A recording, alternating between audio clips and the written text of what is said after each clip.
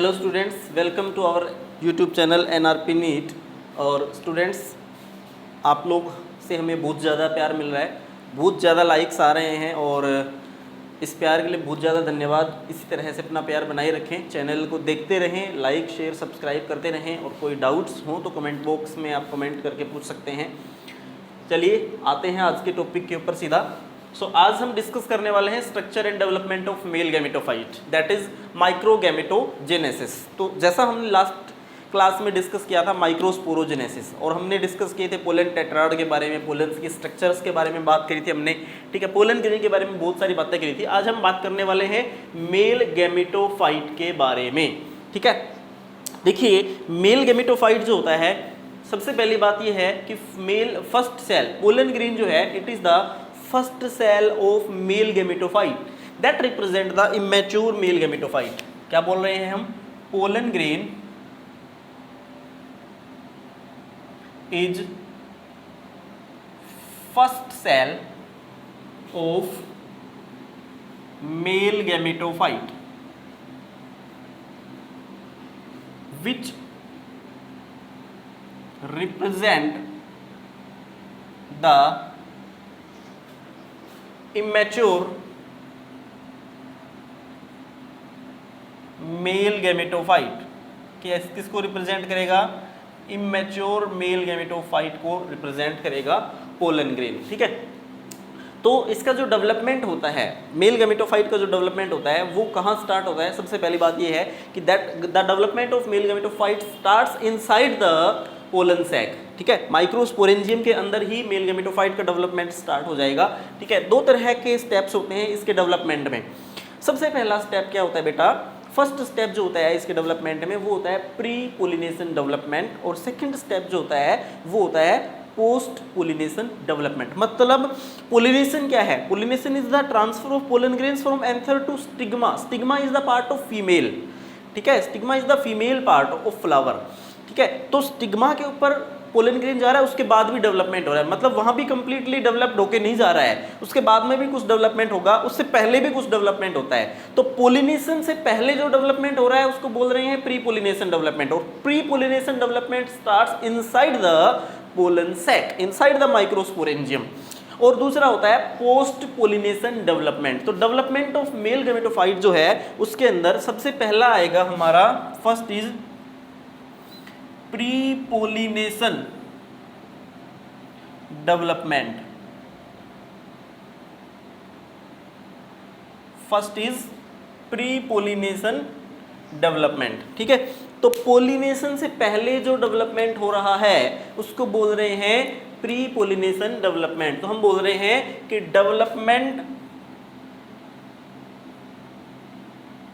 Development of male gametophyte starts inside the pollen sac. कहां start हो जाएगा? Inside the pollen sac या microsporangium. Microsporangium के अंदर ही डेवलपमेंट इसका स्टार्ट हो जाएगा, या पोलन सैक के अंदर ही डेवलपमेंट इसका स्टार्ट हो जाएगा, ठीक है। माइक्रोस्पोर या यंग पोलन ग्रेन, जो हम बात कर रहे हैं पोलन ग्रेन की या माइक्रोस्पोर की बात कर रहे हैं, इसके पास क्या होता है? It has a centrally placed nucleus. एक तो सेंट्रली प्लेस्ड न्यूक्लियस होगा, ठीक है ना, सेंट्रली प्लेस्ड न्यूक्लियस होगा, और it is embedded in dense cytoplasm, embedded in dense cytoplasm, ठीक है ना। dense cytoplasm के अंदर धसा होगा, that is covered by a plasma membrane। किससे कवर्ड होगा भाई? प्लाज्मा मेम्ब्रेन से कवर्ड होगा, that is covered by plasma membrane। देखिए, तो सबसे पहले हम कह रहे हैं कि जो माइक्रोस्पोर है या यंग पोलन ग्रेन है उसके पास एक सेंट्रली प्लेस्ड न्यूक्लियस होगा which is embedded in the dense cytoplasm and that is covered by A plasma membrane, ठीक है ना। फिर क्या होगा, अब देखिए इस ये तो स्ट्रक्चर है, इसके प्रोसेसेस क्या होनी है वो बात कर रहे हैं हम। तो सबसे पहले क्या होगा, सबसे पहले होगा इनफ्लो ऑफ न्यूट्रिएंट्स, ये न्यूट्रिएंट्स को एब्जॉर्ब करेगा, ठीक है। So with the inflow of nutrients, जैसे जैसे ये न्यूट्रिएंट्स को एब्जॉर्ब करेगा ये साइज में ग्रो करेगा। क्या होगा, it grow in size, it grow in size, size में ग्रो करेगा, ठीक है ना। और वैक्यूल्स डेवलप होंगे इसके अंदर, क्या होंगे, वैक्यूल्स डेवलप होंगे, and vacuoles develop and they cause rapid growth, क्या होंगे, रैपिड ग्रोथ होगा, ठीक है। तो vacuoles develop, vacuoles develop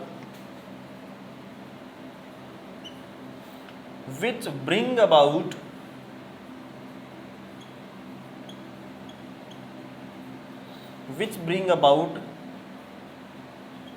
rapid growth,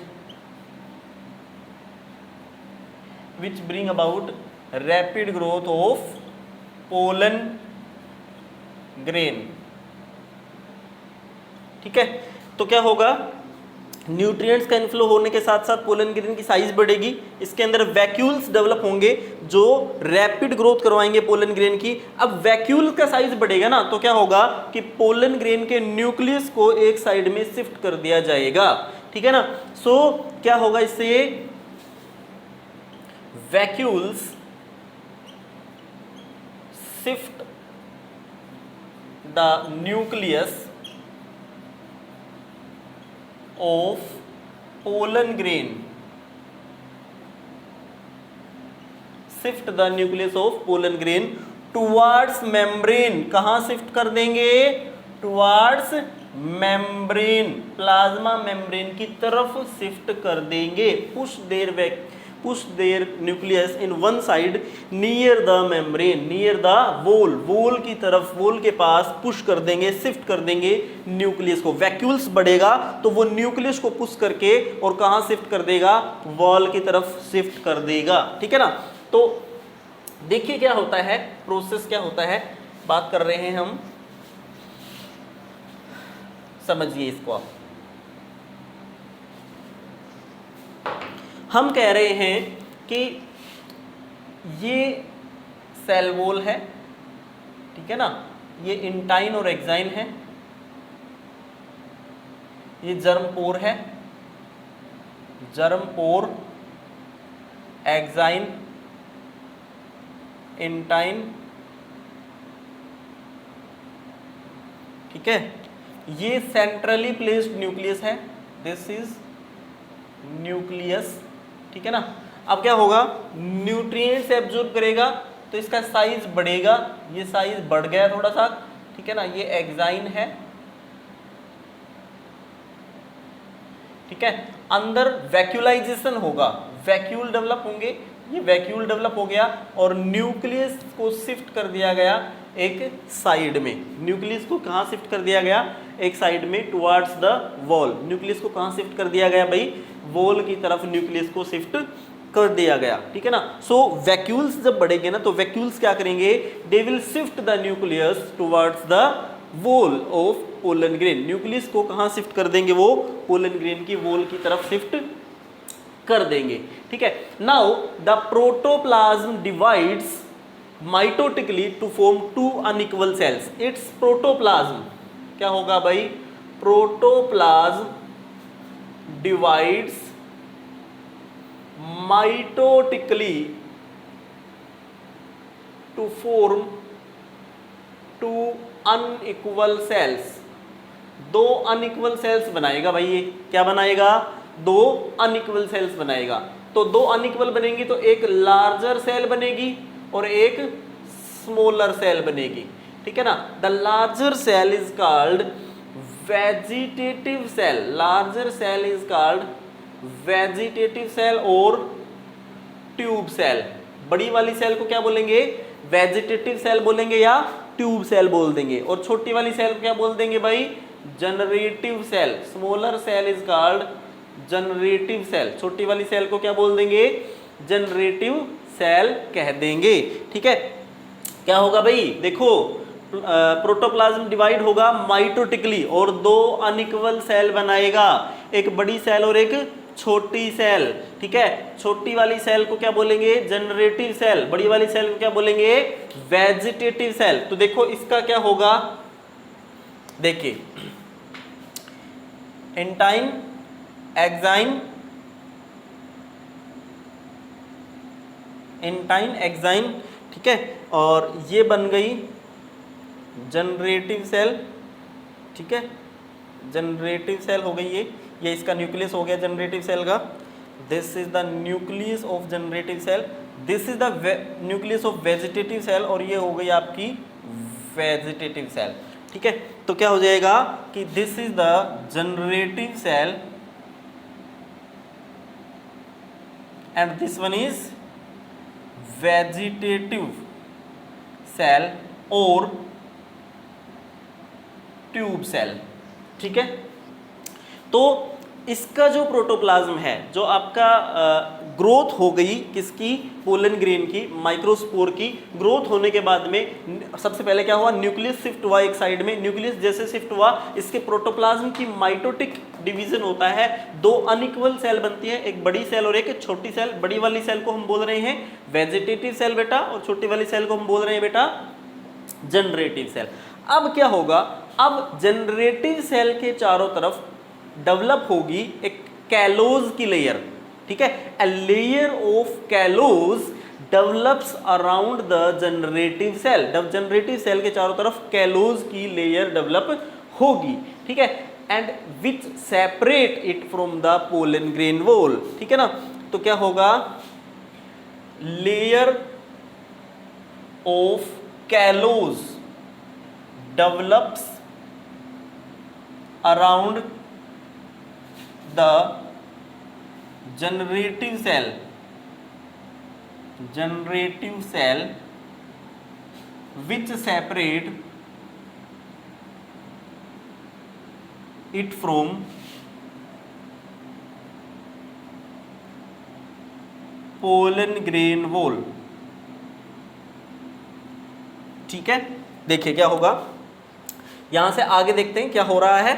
देखिए, तो ये हो गई इंटाइन, ये हो गई एक्साइन, ये जर्मपोर हो गया, ये जर्मपोर हो गया। ठीक है, और बेटा ये हो गई आपकी वेजिटेटिव सेल।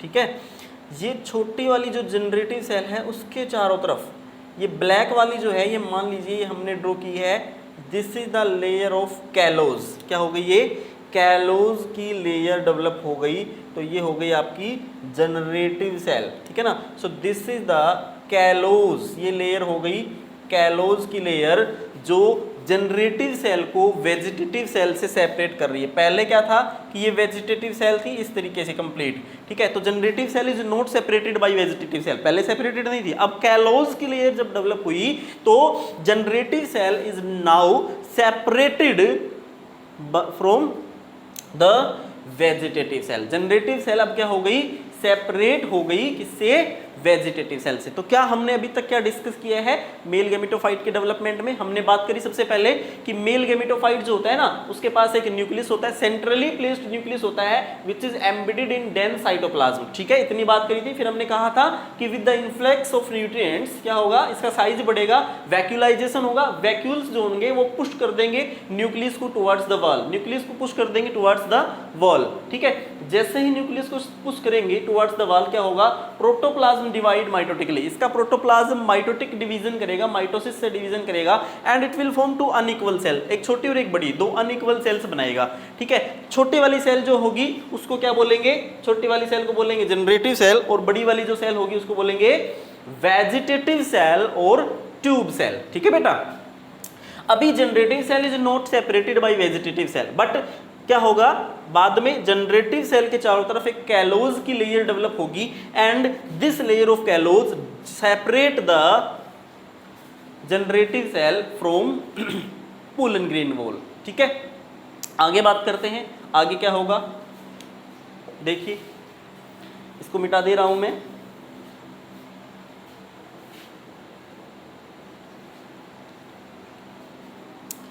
अब क्या होगा, अब जो सेल सेपरेट होने के बाद में कैलोज डिसोल्व हो जाएगा, कैलोज डिसोल्व हो जाएगा।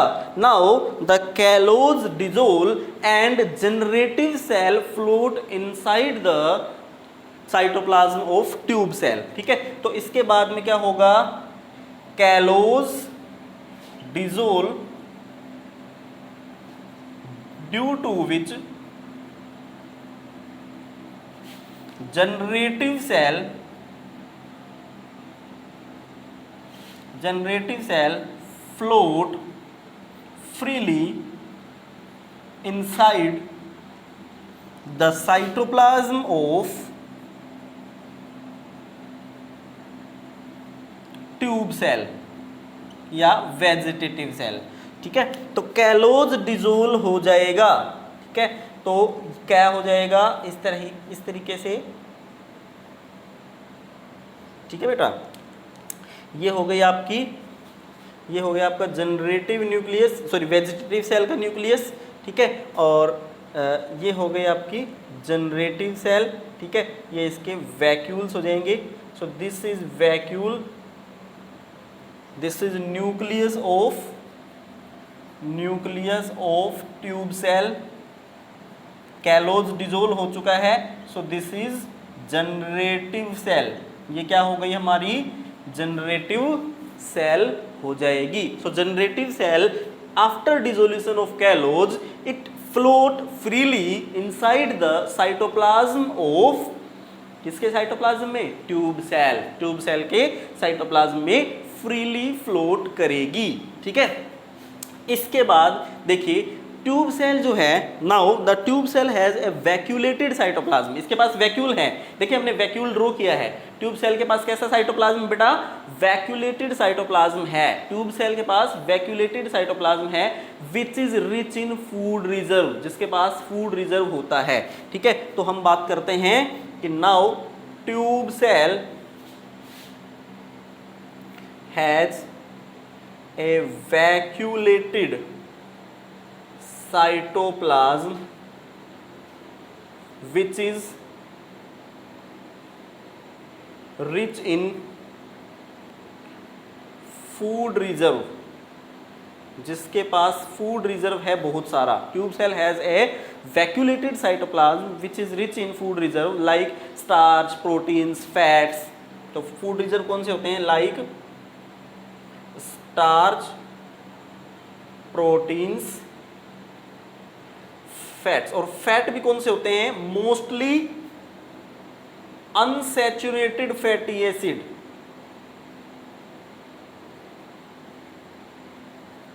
कौन से होते हैं भाई, मोस्टली अनसैचुरेटेड फैटी एसिड होते हैं। इसके अलावा क्या होता है, ट्यूब सेल के पास सेल ऑर्गेनेलीज होती हैं। ठीक है, and it's nucleus become irregular. Nucleus कैसा हो जाता है, लार्ज और इरेगुलर। ठीक है ना, nucleus, tube cell has a vacuolated cytoplasm. ठीक है, सेल ऑर्गेनेलीज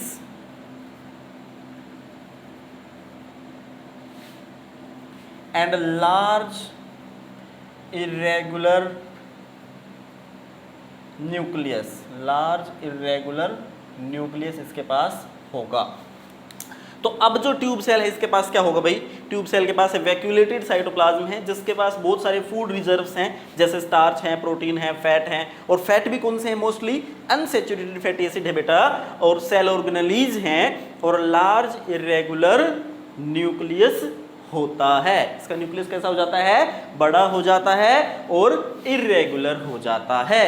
ठीक है, अब जनरेटिव सेल की बात करते हैं। ये तो बात कर ली हमने किसकी, ट्यूब सेल की। बात करते हैं दूसरी वाली सेल के बारे में, उसके बारे में भी तो बात करो, छोटी है तो क्या हुआ, बात तो करेंगे। ठीक है, देखिए जनरेटिव सेल जो है ये स्पिंडल शेप्ड हो जाती है।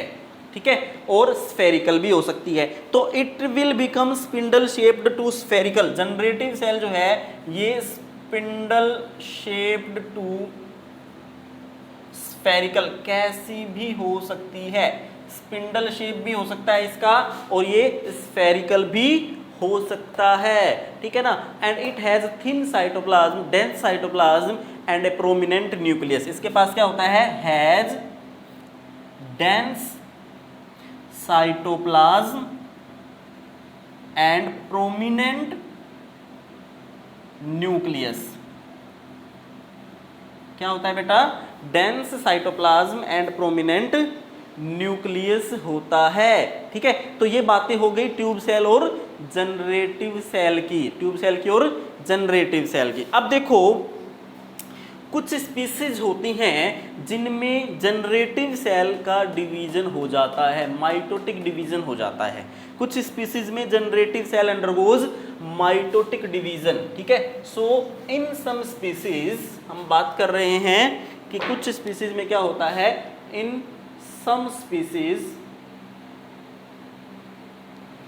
जनरेटिव सेल अंडरगोज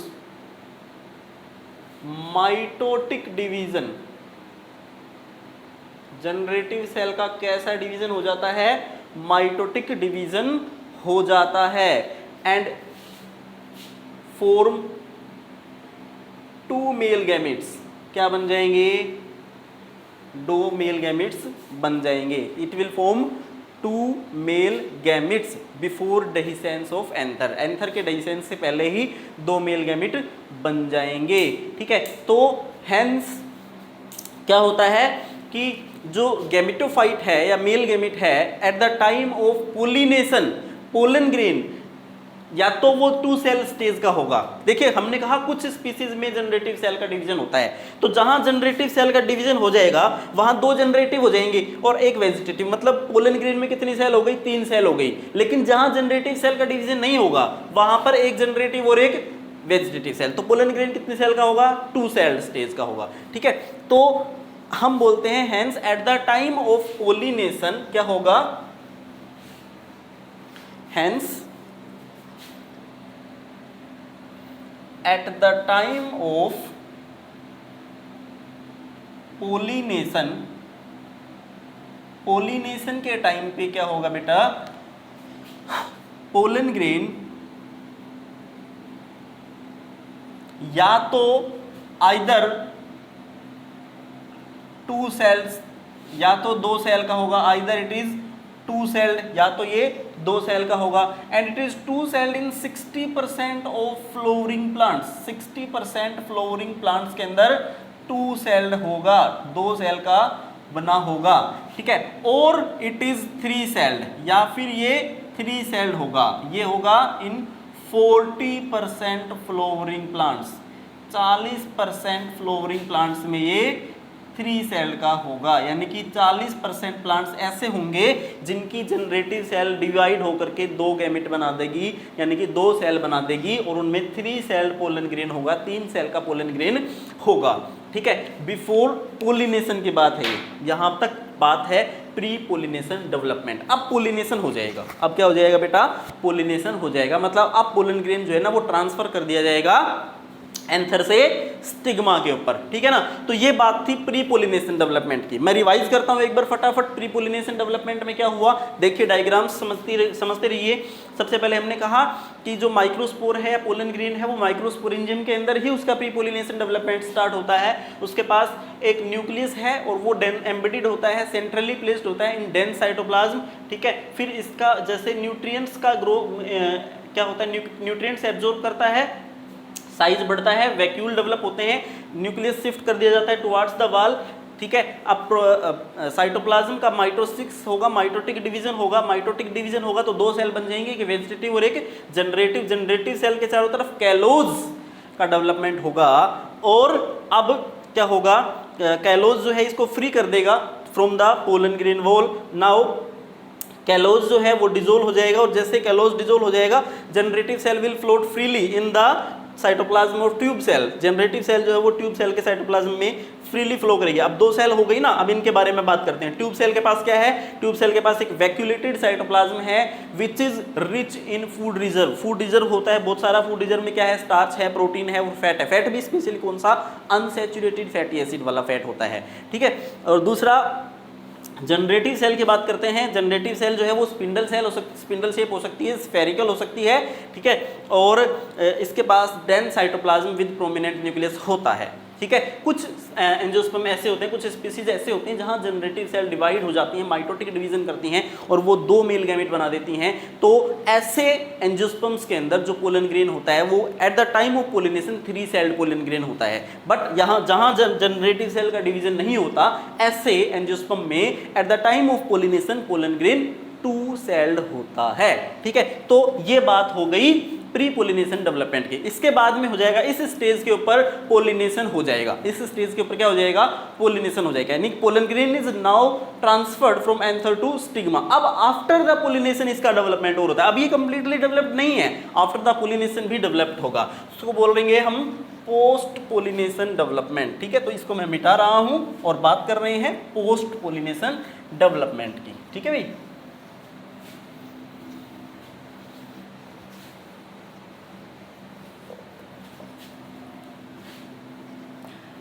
क्लासेस कैसी लग रही हैं आपको? फटाफट कमेंट करते रहिए, लाइक करते रहिए। अच्छी लग रही हैं तो लाइक करते रहिए और कमेंट करते रहिए। ठीक है, तो बात कर रहे हैं इसके बाद में नेक्स्ट टाइप का जो डेवलपमेंट है, that is post pollination development.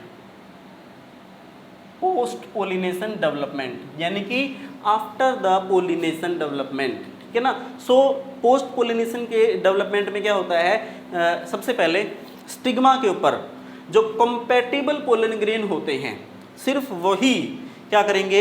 Absorb करेंगे water and nutrients from stigma through germ pore. ठीक है, तो सबसे पहले क्या होगा कि after pollination, after the pollination के बाद में क्या होगा? The compatible pollen grains absorb water and nutrients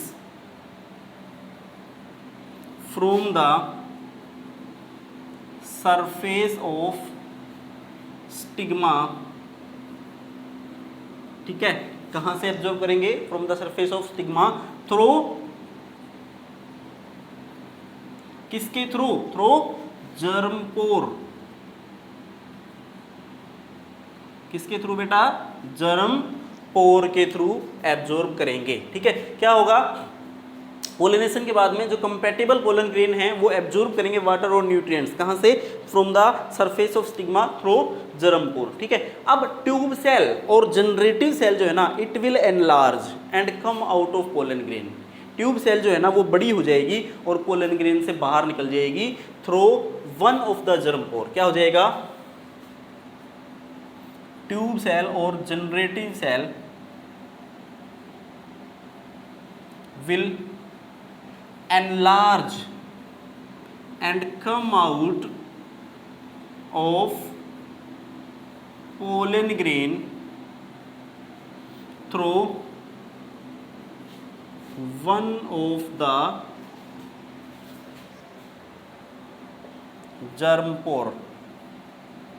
एक जर्म पोर से ट्यूब सेल जो है वो बाहर निकल जाएगी। यानी कि ऐसा होगा, देखो मान लीजिए, late us consider this is the surface of stigma. ये क्या है? स्टिग्मा है। ठीक है ना, ये स्टिग्मा का सरफेस है और ये पोलन ग्रेन आया यहाँ पर, कंपैटिबल है पोलन ग्रेन। ठीक है ना, ये पोलन ग्रेन यहाँ पर पोलन ग्रेन आ गया। ठीक है, और ये इसका जर्म पोर है। तो ट्यूब सेल जो है ना वो इस जर्म पोर से बाहर निकल जाएगी इस तरीके से। ट्यूब सेल जो है वो कहाँ क्या हो जाएगी? ट्यूब सेल बाहर आ जाएगी जर्म पोर से। ठीक है ना। So tube cell will enlarge, tube cell बड़ी हो जाएगी and it come out of pollen grain through one of the germ pore. एक जर्म पोर से बाहर आ जाएगी and it will form pollen tube to form pollen tube. तो ये क्या बन जाएगी भाई? यहाँ पर क्या बनना स्टार्ट हो जाएगा? It will form the pollen tube. Pollen tube का फॉर्मेशन स्टार्ट हो जाएगा। तो हम यदि इसका परफेक्टली डायग्राम देखें थोड़ा सा, तो क्या हो जाएगा, हम बोल रहे हैं कि ये हमारी हो गई, मान लीजिए एंटाइन, ठीक है, एक्साइन,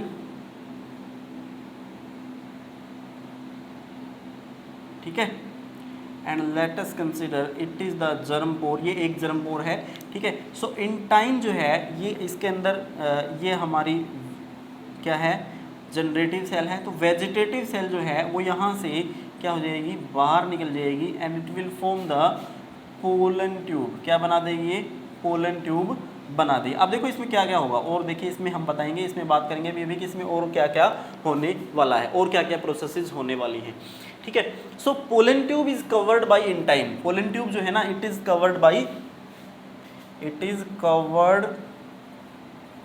बाय इंटाइन। किससे कवर्ड होगी ये, इंटाइन के द्वारा कवर होगी, एक्साइन नहीं होगी लेकिन इंटाइन के द्वारा ये कवर्ड होगी, ठीक है। अब क्या होगा, देखिए पोलन ट्यूब जो है ना ये सिक्रेट करेगी कुछ एंजाइम्स, पैक्टिनेज और दूसरे हाइड्रोलाइटिक एंजाइम्स, ठीक है। So pollen tube secrete pectinase, एक तो पैक्टिनेज सीक्रेट करेगी एंड अदर हाइड्रोलाइटिक एंजाइम्स। क्या सीक्रेट करेगी भैया, पैक्टिनेज सीक्रेट करेगी और दूसरे हाइड्रोलाइटिक एंजाइम्स सीक्रेट करेगी to create a path through style, to create a path through style towards ovary, ovary की तरफ स्टाइल के थ्रू होते हुए एक पाथ क्रिएट करने के लिए, उसमें एम्बिड होने के लिए, उसमें पेनिट्रेट होने के लिए पोलन ट्यूब जो है वो एंजाइम सीक्रेट करेगी जो उसको डाइजेस्ट करते चले जाएंगे और रास्ता बनाते चले जाएंगे स्टाइल के थ्रू। कौन से, पैक्टिनेज और दूसरे हाइड्रोलाइटिक एंजाइम्स होते हैं जो उसको रास्ता देंगे स्टाइल के थ्रू, कहाँ पहुंचने के लिए, ओवरी तक पहुंचने के लिए, ठीक है। Now pollen tube absorb nourishment, nourishment भी एब्जॉर्ब करती है। ये कहाँ से एब्जॉर्ब करती है न्यूरिशमेंट, पोलन ट्यूब एब्जॉर्ब करती है nourishment from the cell of style, from the cells of style, ठीक है। So it absorb nourishment from the cells of style for its growth, style की सेल से नरिशमेंट एब्जॉर्ब करेगी अपनी growth के लिए, ग्रो करेगी स्टाइल के थ्रू होते हुए। स्टाइल को डाइजेस्ट करने के लिए एंजाइम्स होंगे इसके पास, कौन से एंजाइम्स होंगे, पैक्टिनेज होंगे और दूसरे हाइड्रोलाइटिक एंजाइम्स होंगे। अब आगे देखिए क्या होता है, ठीक है, इतना समझ में आ गया। आगे देखिए, now the tube nucleus descend at the tip of, इसके टिप पे क्या होगा, यहां पर इसके टिप पे होगा, this is the tube nucleus, tube nucleus descend at the tip of pollen tube, tube nucleus इसमें सबसे नीचे जाएगा, ठीक है, at the tip of pollen tube, ठीक है। एंड देन जनरेटिव सेल वो भी इसके अंदर ही आ जाएगी, जनरेटिव सेल भी यहाँ आ जाएगी इसके अंदर, तो ये आ जाएगी यहाँ पर जनरेटिव सेल। भाई इसका मकसद ही है जनरेटिव सेल को पहुंचाना, जनरेटिव सेल्स एक है तो एक और दो है तो दोनों जनरेटिव सेल भी पोलन ट्यूब के अंदर आ जाएंगी। सो ट्यूब न्यूक्लियस भी आ जाएगी, जनरेटिव सेल भी आ जाएंगे, कहाँ पर, पोलन ट्यूब के अंदर आ जाएंगे, ठीक है। So each male gamete is considered as one cell, हर मेल गैमेट जो है उसको हम एक सेल की तरह कंसिडर करेंगे और हर मेल गैमेट यहाँ पर एक सेल, एक है तो एक हो जाए आ जाएगी, दो है तो दोनों आ जाएंगी, लो दोनों बना दो है तो दोनों जनरेटिव सेल आ जाएंगी, एक जनरेटिव सेल है तो एक आ जाएगी। हमने कहा ना पोलन ग्रेन जो है ना वो 2 सेल्स भी हो सकता है और 3 सेल भी हो सकता है, तो यदि 2 सेल है तो एक जनरेटिव सेल आएगी और 3 सेल है तो दोनों जनरेटिव सेल्स आ जाएंगी, किसमें, पोलन ट्यूब के अंदर आ जाएंगी, ठीक है।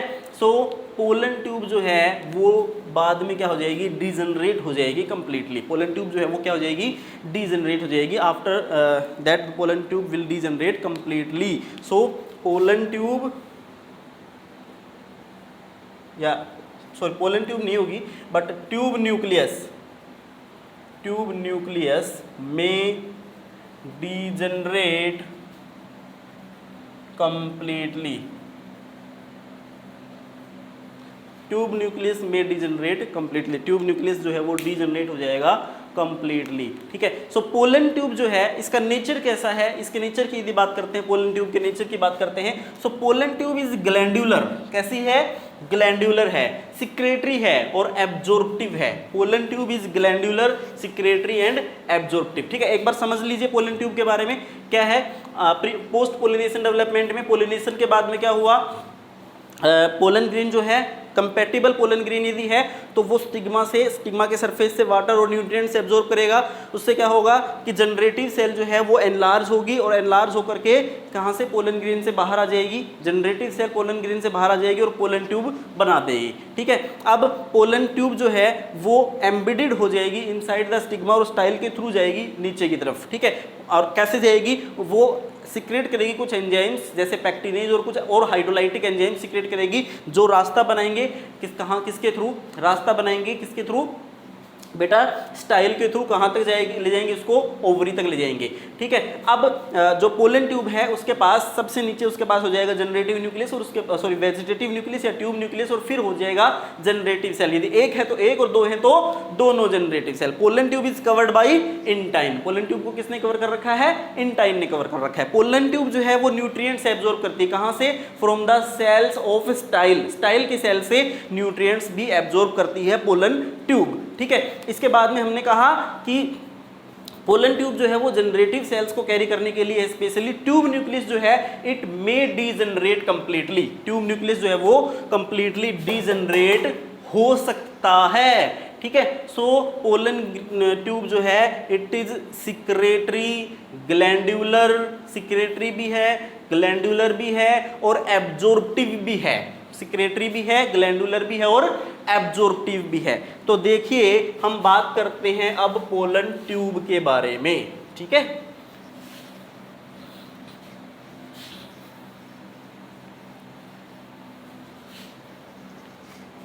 बात कर रहे हैं कि pollen tube is secretory, glandular and absorptive in nature. कैसी है नेचर में, सिक्रेटरी है, ग्लैंडुलर है और एब्जॉर्प्टिव भी होती है। इट हैज फॉलोइंग फंक्शंस, इसके फंक्शंस क्या हैं, फंक्शंस की बात करें या इसके जोन्स की बात करते हैं, इसके पास क्या क्या होता है। देखिए इट हैज क्या होता है इसके पास, पोलन ट्यूब के पास, देखिए फर्स्ट सबसे पहले जोन होती है, सबसे टिप पे जो होती है वो होती है न्यूक्लियर जोन। न्यूक्लियर जोन कहाँ होती है, एट द टिप, कहाँ होती है, टिप पे होती है। It contains tube nucleus and male gametes, gamete या गैमिट्स, मेल गैमिट हो सकता है या गैमिट्स हो सकते हैं, ठीक है। एक या दो भी हो सकते हैं। ट्यूब न्यूक्लियस जो है इट मे डीजनरेट, इसके बारे में बात की हमने कि ये डीजनरेट भी हो सकता है। तो सबसे पहले न्यूक्लियर जोन होता है टिप पे, पोलन ट्यूब में सबसे पहला जोन कौन सा है, न्यूक्लियर जोन, ठीक है ना। दूसरा जोन होता है इसके पास सबसे पहले न्यूक्लियर जोन के बाद में और भी टिप पे होता है growth zone, growth zone with dense and active cytoplasm, ठीक है ना। तो जैसे मान लीजिए यदि ये पोलन ट्यूब है, ये न्यूक्लियस है इसके पास, ये वेजिटेटिव न्यूक्लियस है, ये जनरेटिव सेल है, ठीक है ना। तो यहाँ होगी ग्रोथ जोन, यहाँ क्या होगी, ग्रोथ जोन होगी। ये भी कहाँ होगी, टिप पे ही होगी ग्रोथ जोन भी, ठीक है। एक तीसरी जोन और होती है, थर्ड होती है वैक्यूलाइजेशन जोन। थर्ड कौन सी होती है बेटा, ये होती है वैक्यूलाइजेशन जोन। थर्ड जोन होती है vacuolization, that is rich in vacuoles and cytoplasm, it is rich in vacuoles and cytoplasm. तो पहली होती है न्यूक्लियर जोन, दूसरी होती है ग्रोथ जोन और तीसरी होती है vacuolization zone, that is rich in vacuoles and cytoplasm. So pollen tube के बारे में हम बात कर रहे हैं कि पोलन ट्यूब जो है it not only carry the male gamete but secret hormone and absorb food from the style. ठीक है, सो हम बात करते हैं अल्टीमेटली हम बोलते हैं कि pollen tube not only carry the male gamete but क्या करती है, but secrete hormones and absorb nutrients from style।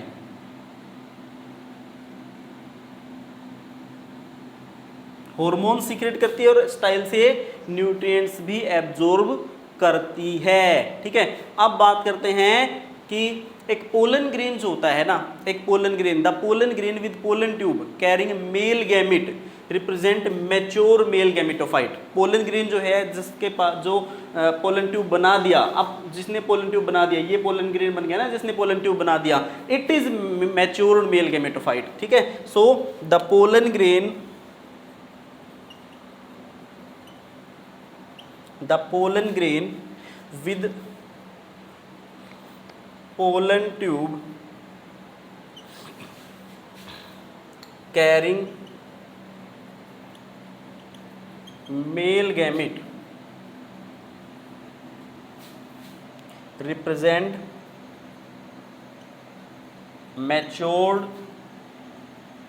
male gametophyte, male gametophyte। ठीक है ना, अब यदि सिंगल सेल्ड जनरेटिव सेल है ना, सिंगल जनरेटिव सेल है ना, तो इसका यहाँ आकर के माइटोसिस हो जाएगा, यहाँ आकर के क्या हो जाएगा, इसका होना ही होना है माइटोसिस, यानी कि दो जनरेटिव बन जाएंगी। अब क्या बन जाएंगी, दो जनरेटिव हो जाएंगी। सो it is always three celled, it is always three celled. कितनी सेल की होती है, थ्री सेल, और तीन सेल बनी है दो माइटोटिक डिवीजन से। ठीक है ना, three celled formed by two mitotic divisions। तीन सेल हो गई, एक ट्यूब सेल या वेजिटेटिव सेल और दो generative cell, formed by two mitotic divisions.